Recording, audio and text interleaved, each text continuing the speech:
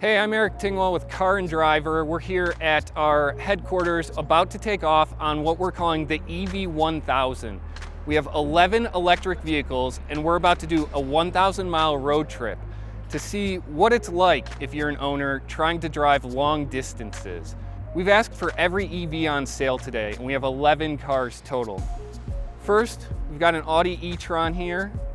We've got the new controversial Ford Mustang Mach-E, Porsche Taycan 4S, Volkswagen ID.4, a trio of Teslas here, the Model S Long Range, obviously an early favorite to do really well, Model 3 Performance, a Model Y. You can't see it in the garage, but there is a Nissan Leaf back in there. The Porsche Cayenne has nothing to do with what we're about to take on. A Volvo XC40 Recharge, a Polestar 2, and a Kia Niro Electric. We're about to take off here. Everybody's been thinking about this for about a week, planning their strategy as to where they're gonna stop and charge. But I think no matter how well you plan, everyone's gonna have a few surprises along the way. We rolled out from Car and Driver's office in Ann Arbor, Michigan at 9:30 a.m., heading south.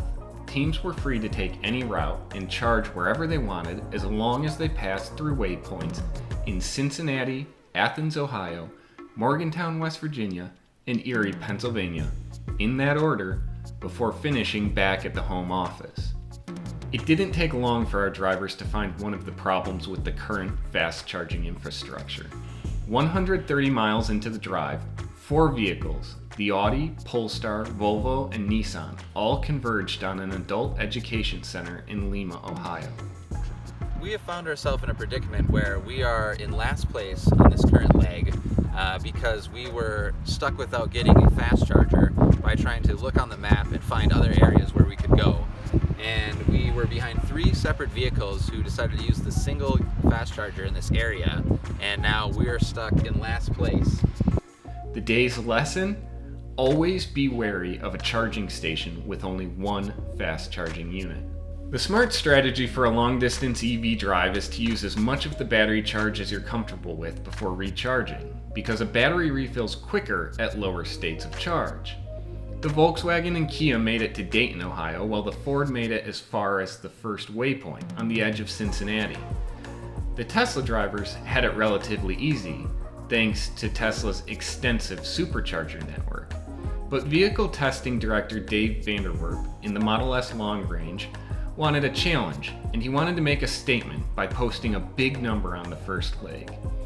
To maximize the energy available from his moving car, he ran a radar detector off a portable battery and played music through a Bluetooth speaker. He ended up driving 326 miles before plugging in, and was back on the road after 26 minutes of charging.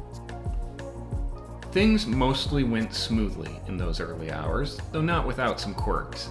The software on the fast chargers sometimes proved finicky or fickle, and the cars frequently charged below their maximum capabilities. The Porsche Taycan 4S, which is supposed to suck down electricity faster than any other EV on sale today, often charged at less than half of its maximum power. And staff editor Annie White in the Volkswagen ID.4 suddenly found herself flying blind at one point. Alright, so we just drove past our first waypoint near Cincinnati, and a warning light popped up on the information cluster here. It just says, warnings and information not available, drive with greater care. But my speedometer is gone, range estimate is gone. I might have it in the infotainment. This is just a very disorienting experience to be driving and not really have any idea like how fast I'm going or how far I could keep going. We're gonna pull off in a minute and cycle the ignition, and hopefully that fixes things. Otherwise we'll have to come up with something else. In the spirit of driving as an owner might, teams were required to stop from midnight to 8 a.m. In Morgantown, the approaching dark period started a race within a race to claim the few plugs in the city. About 50 miles north of Morgantown, the Mach-E's fast start was falling apart in a spectacular string of charging failures. Things got easier the next morning as teams made it to Pittsburgh, We had returned to the interstate and fast charging stations were spaced at regular intervals. While we had a few hiccups with Electrify America stations, many teams started to favor these stops over other networks for one simple reason. Electrify America has built more than 600 stations with 2,600 plugs since 2017, and the company typically installs 4 to 10 charging units at each location. The Polestar and Volvo drivers, however, often went out of their way to avoid Electrify America stations. Due to a known issue, several, but not all, EA stations did not work with those cars at the time of our trip. Volvo and Polestar tell us that with the latest software updates, their cars now work on all Electrify America stations. Thanks to its big battery pack, energy efficiency, and the reliable, fast, and relatively dense supercharger network, the Tesla Model S Long Range pulled off an easy win. In all, the Model S charged for just 1 hour and 36 minutes. An hour and a half behind, the Model Y took second place, followed closely by the Model 3.